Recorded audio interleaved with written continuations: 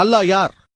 அல்லாஹ்வை பற்றிய சிறந்த விளக்கத்தை தருவதற்கு சூரா இக்லாஸ் அத்தியாயம் 112 வசனங்கள் 1-4 வரை குர்ஆன் சொல்கிறது, குல் ஹு அல்லாஹு அஹத், நீர் கூறுவீராக அல்லாஹ் அவன் ஒருவனே.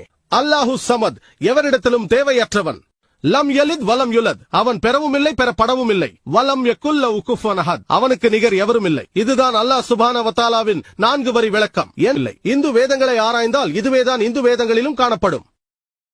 குல் வல்லாஹு அஹத், இது குறிப்பிடப்பட்டுள்ளது சந்தோக்கியா உபனிஷதம் அத்தியாயம் 6 பகுதி 2 வசனம் 1 இக்கம் விவதித்யம், இறைவன் ஒருவனே, இரண்டாவது இல்லை என்று சொல்கிறது.